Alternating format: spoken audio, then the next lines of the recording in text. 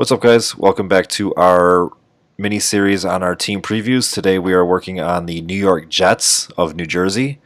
They finished last year third in the AFC East with a 7-9 record. They were without their starting quarterback Sam Darnold for a couple games earlier in the season. They did have a lot of close games too. Sam Darnold, he's their starting quarterback. I have him projected out about 3,500 yards. 23 touchdowns, 14 interceptions, another 140 on the ground with 2 rushing touchdowns. Not really great fantasy relevant, 278 fantasy points, kind of putting him in the bottom third of the league. And we're going to talk about them. I don't see this team being very offensive fantasy heavy. They did bring in Joe Flacco. He's not really a threat to take Sam Darnold's job, but if Darnold goes down, they at least have somebody that can come in and maybe help them win some games too. So they have one of the better backup quarterbacks in the league. But this is Sam Darnold's team as long as he stays healthy and he doesn't see any ghosts. Yeah, I mean, it's disappointing because I think that Sam Darnold is super talented, and I hope none of my New York Jets friends are watching this because I don't want them to hear me say that because I've said to them many times about how much Sam Darnold sucks. Well, it's not like you're a rival of his. At least you root for a different team. Yeah, he really is. He's talented, and coming out of USC, I didn't like him at all, but I've been impressed with some of the throws he's been able to make under pressure, and he's had to throw under pressure a lot with the Jets, and he's had quite a bit of success. He actually has the 9th highest completion percentage with pressure in his face, so that's pretty impressive, and his offensive line, it's been one of the worst statistically over the past few years since he's come into the league. But, he doesn't have much fantasy upside because of this offense. I do think their offensive line is much, much improved, which we'll talk about. But overall, there's not much upside for him in an Adam Gase offense. They were 21st in pass attempts last season. He had the 27th most fantasy points per game. I think I have him 27th in my rankings, and that's just where he's going to float as long as he has a quarterback or a coach like Adam Gase who's really not going to build an offense around Darnold. All right, and then getting into their running backs, the sexiest name that on this entire team as far as options for fantasy relevancy is Le'Veon Bell, who did have a little bit of a down year last year compared to what he's done in Pittsburgh, but it is also a year removed from where he sat out the entire season with a holdout. They went out and grabbed Frank Gore to kind of come in and maybe be a mentor to Lamichael Perine, maybe get some goal line carries, so he might dip into some of Le'Veon Bell's production. I know you mentioned it before. You absolutely hate the way Le'Veon Bell runs the ball. I love it. I like his stutter step. I like the way he just waits for the line to open up and he could just burst through the holes if the Jets can actually create those holes for him. I think he does have a better year than last year. Gore, I really wouldn't put too much stock into. He's kind of just bouncing around from team to team now. He was with Buffalo last year, Miami before that, the Colts before that, San Francisco. So he's getting towards the end of his career. He's just a guy that's there for some veteran leadership, and it's just crazy for this specific team to go grab him because it's not like Le'Veon Bell is young and a rookie. I think that he would have been better in a team maybe I don't know. I mean, Cleveland even where they have a couple younger guys there. But here, it's a questionable move. I don't think if you're a Le'Veon Bell owner, you should really be too worried about it. It doesn't really change Le'Veon Bell's ranking in the rankings at all. I would still grab him where I'm grabbing him, which is couple years removed from when he was going in the top 3 picks. Now he's going 3rd, 4th round, and it's a fair spot for him because he is the RB1 on this team, and we know what he can do, what he has done. He's still a top tier back, and he just has to. This is the 2nd year in the system, so now we might be able to get to see a little bit more from him, and he doesn't have that rust on him anymore. Yeah, I agree. The Frank Gore signing is just very head scratching from really every angle from the Jets. I don't know why you want him. And if you're Frank Gore, I mean, why do you want your career to continue with the Jets? I mean, this is a guy, if I was him, I'd be trying to chase a Super Bowl, maybe go back to San Francisco. Maybe go to Kansas City, back up Clyde Edwards-Helaire, and work behind a younger back like that. But for whatever reason, he finds himself in New York. The only connection he really has is he's worked with Adam Gase before. I mean, maybe him and Adam Gase have a connection, which I didn't know was a thing. But uh, Le'Veon Bell, and you mentioned me not liking his running style. I mean, I specifically really don't like it with the Jets' offensive line last year. I mean, he's a guy, if he has a bad offensive line, he will not produce. I mean, that's just what his running style is. He waits for holes to open up. In Pittsburgh, he was very spoiled. They had one of the best offensive lines his entire tenure there. And all of a sudden, he goes to the Jets, and he's like, where do I go? And the answer is you're on the ground before he can answer that question. So I think that this offensive line is much improved. They took Becton in the first round. They made a few other signings along the offensive line. I think it's going to be improved. I don't know if they're going to be a top tier offensive line, but they really can't be any worse. No. And I talked about in one of our previous pods where David Montgomery had an embarrassingly terrible offensive line with the Bears. But when you look at Lev Bell's offensive line metrics, it's even worse than David Montgomery. So when Le'Veon Bell touched the ball, he had the 62nd best run blocking efficiency. 62nd of, I mean, that's, I mean, you can't really get much worse than that. I think that there was only 70 or so running backs that qualified for this metric. So, I mean, it's literally one of the worst in the entire league. Yep. So, I mean, it was impressive, though, because he was still a top 15 running back last year, averaging 3.2 yards a carry. I can't remember a time, and I've been playing fantasy a long time, where a guy finished top 15 and averaged 3.2 yards a carry. I mean, that's just a testament to how much volume he had last year. So even if Frank Gore or P. Ryan bite into that share a little bit, I mean, he should be more efficient than he was in the past. So I like where he's being drafted right now, right around the 16th, 17th running back, because that's about where he finished. I don't think he provides a lot of value, but I just think he's being drafted fairly for what he is right now. One of the things that was impressive about him, just before I finish up on him, was he was very consistent last year. There was only, I think, one or two games where I think it's two games where he finished under 10 points. So he's the kind of guy where he's not getting you a lot of 25-point games, but every week he was at 10, 12, 12, 13, 12. So if you want consistency, I'd rather have that in my flex personally than my RB2. So if I grab him as my flex, I'm super excited.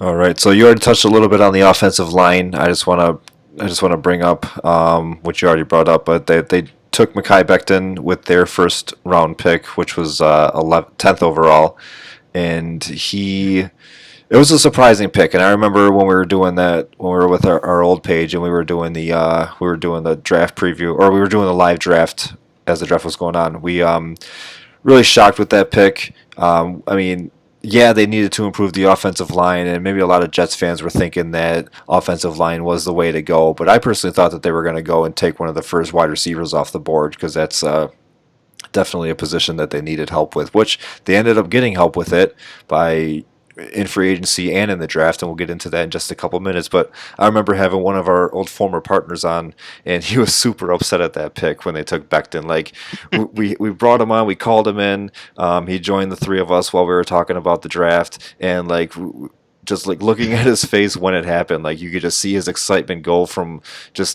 all the way up here to it was no excitement at all anymore. It's like he didn't even want to talk about the pick, but it's a good pick for the Jets as a whole. If you're a Le'Veon Bell owner, if you're a Jets fan, it's just not one of those sexy fantasy picks that that every team wants. But I mean, obviously, this is based off of real football, so they got to do what they got to do to improve their team.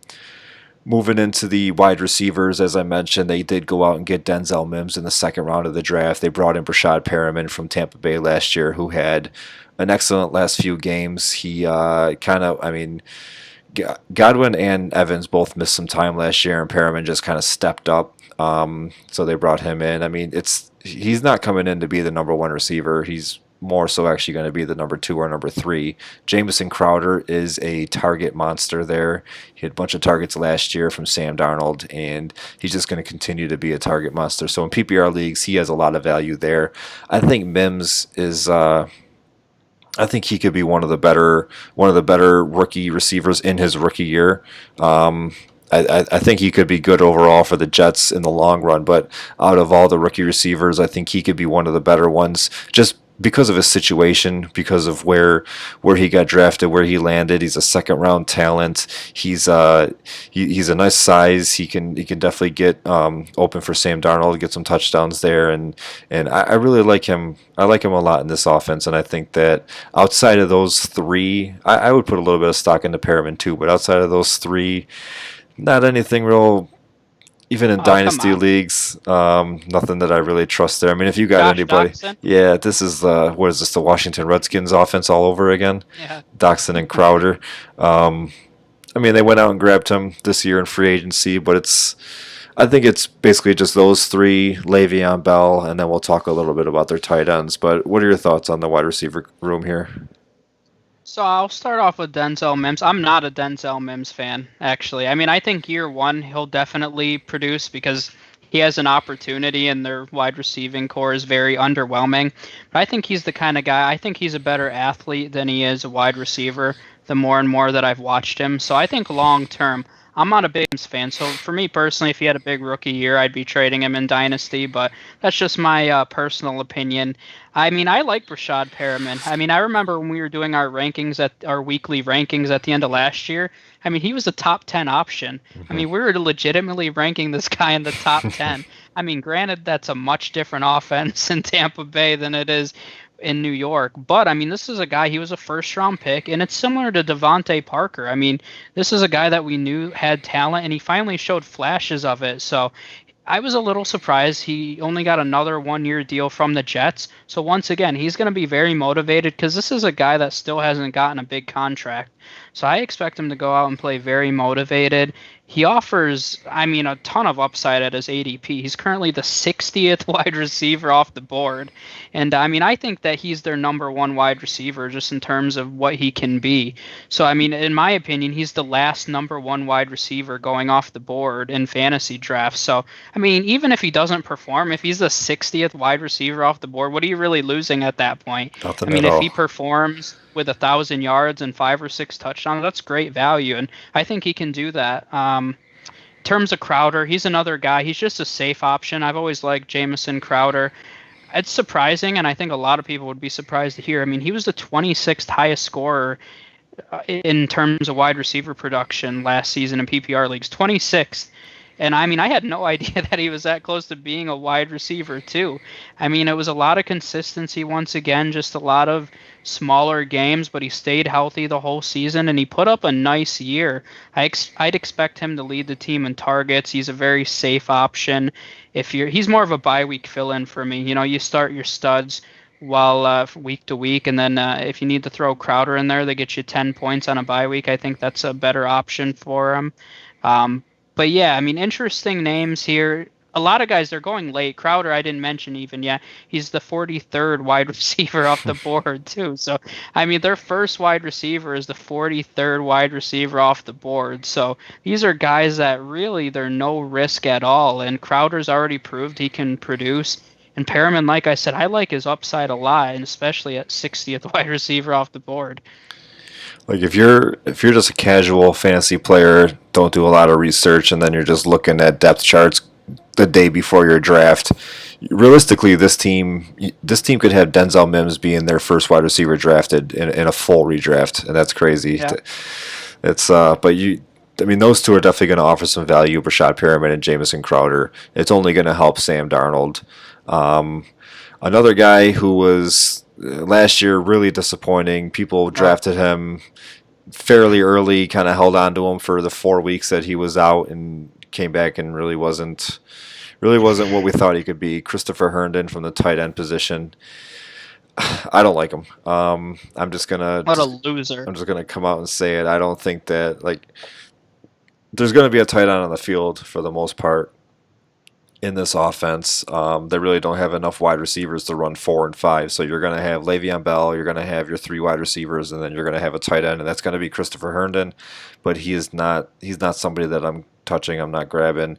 If it's going into a week where it's a bottom two, bottom three defense against fantasy tight ends, and I need a streamer, maybe I'll look at Herndon's way. But he he just ticked me off enough last year. I was one of those guys that held on to him. I didn't appreciate that, so now he's on my crap list.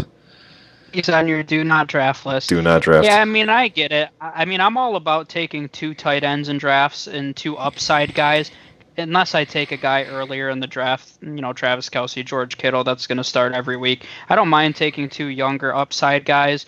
Herndon kind of fits into that mold for me. I don't have him ranked high at all. Once again, this is a terrible offense, and it's not going to be very fantasy friendly. And I was talking about Perriman and Crowder before, and you would think I love this offense. I don't love this offense. I just think they have value because really they offer no risk and they have some upside there. Mm-hmm. So I'd throw Herndon in that category too. I think I have him as my 25th tight end off the board.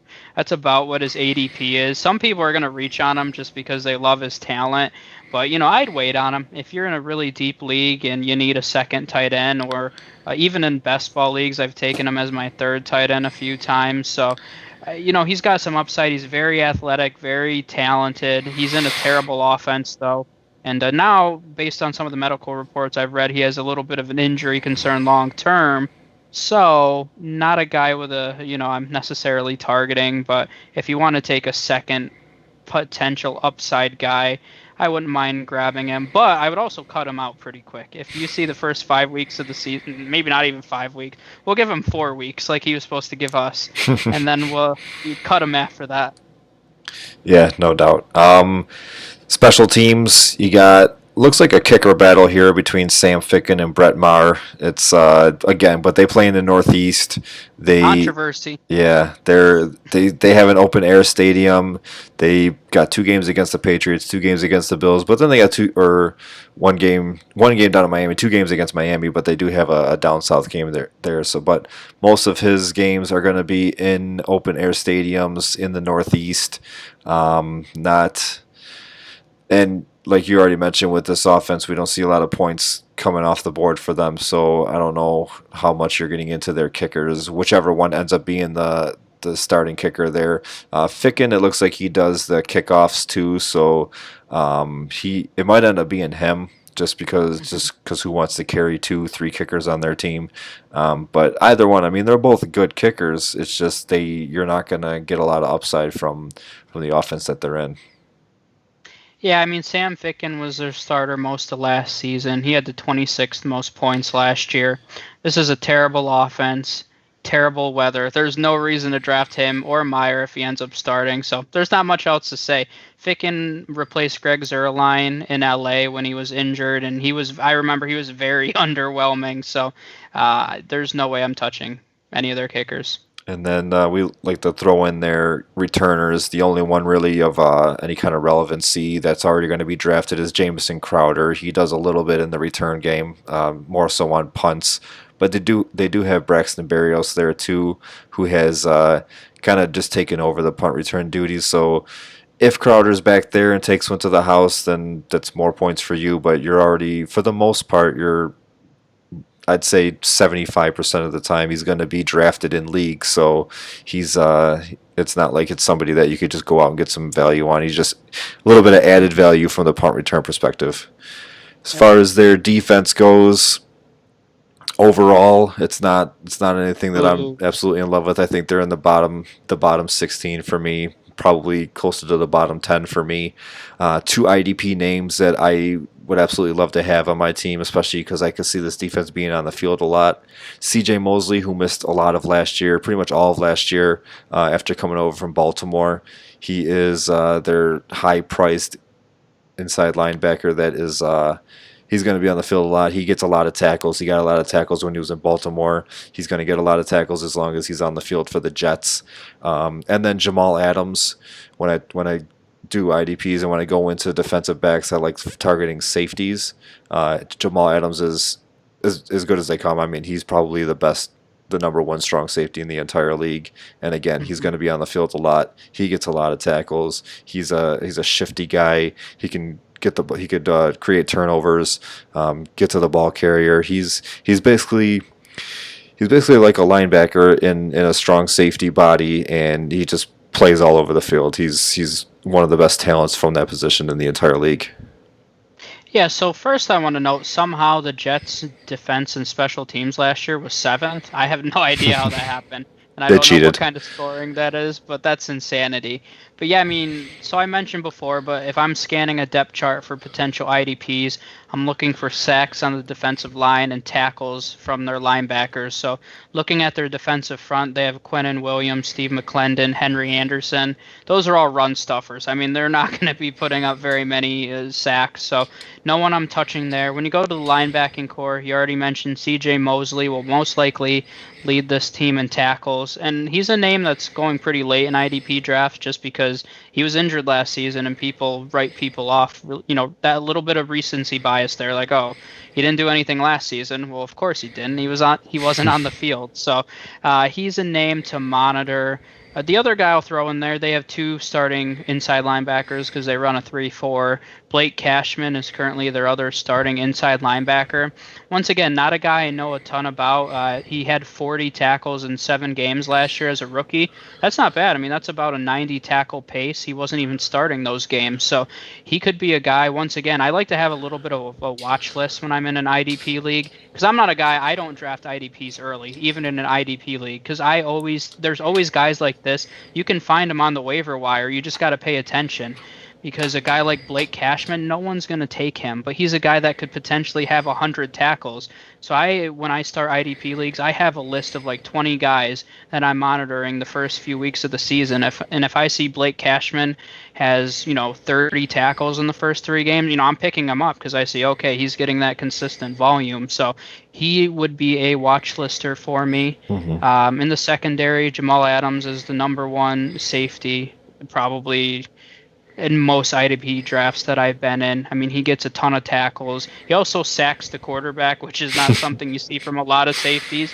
He's a guy that gets anywhere from 3.5 to 5, which, I mean, that's just an added bonus. Sacks are nice. I mean, for a safety, that's almost like a bonus point, Yep. just because so many of them don't really sack the quarterback. So Jamal Adams will be a top pick. But once again, I still think there's a lot of value in IDP leagues because nobody pays attention. I mean, that's a reality when you're in an IDP league, is people are going to just be lazy and take Jamal Adams early. And I'll let them, and I'll take a starting running back, or maybe not a starter, but an upside running back or wide receiver, and I'll pay attention early in the season to find my IDPs. Good points. Great points, actually. Final thoughts on the Jets. Again, I don't think this offense is going to do much to keep them really competitive. They finished 3rd in the AFC East last year. I actually think that they're going to go down. I think that Yep. I think Miami kind of jumps them this year. The Patriots, I think, are. I mean, until somebody knocks them off, they are still the number 1 team in that division. But I think the Bills are coming for them, and plus the Patriots just got Cam Newton, so that just helps them improve. So it's basically a 1-2 battle with the Bills and the Patriots. We haven't talked about those teams yet as of this recording has been done. So when we get to those, we'll go over them. But I think the Jets, they take a step back. I don't think they have enough power to win too many games. They might get even swept by the Dolphins because they've improved a lot, and I could see them maybe with the same win total, 6 wins, maybe even 5 wins, and in the battle for that first overall pick, which that's going to be interesting because Sam Darnold was just picked back in 2018 as number 3 overall, right? Yeah, 3. Yep. And who knows? I mean, if Trevor Lawrence is staring them right in the face, it's like, wow, what do we do here? Yeah. It could be an Arizona Cardinals situation all over again. Yeah, I mean, if they have the number 1 overall pick, number 1, Adam Gase is out the door, as he should have been the day he was hired, but he'll be out the door pretty quickly. And I mean, if you have a new coaching staff coming in, they may want to go get their guys. So, I mean, Sam Darnold would have a huge market because he should be a starting quarterback. That's a guy I'd love to see go to Tampa. Tom Brady only signed a 2-year deal. Throw him in Tampa and let him play in Bruce Arians' system. I'd like to see that. That's a little different than the system he plays in now. But, I mean, one of the crazy things, people talk about how terrible the Jets are. I mean, how in the world did they have 7 wins last year? I mean, that's my question is, what teams were they possibly playing where they had a 7-9 record? When you look at this roster, it is not good. So, I mean, I don't really get it. I think they will have the number 1 overall pick this year. They have the second hardest schedule this year. I mean, that's just another check in the negative column for them. So, and they're really the only team in this division that doesn't seem to have a long-term plan, and they don't have a head coach in place. I mean, you look at this is a very strong division in terms of head coaches. I mean, you look at Sean McDermott, Bill Belichick, and then Brian Flores, who I love, and then Adam Gase. So, which one of these things doesn't belong? They'll be in last place. In our coaching rankings, Adam Gase comes in at 33rd. Yeah. All right, so that does it for the Jets. Until next episode, we'll see you guys then.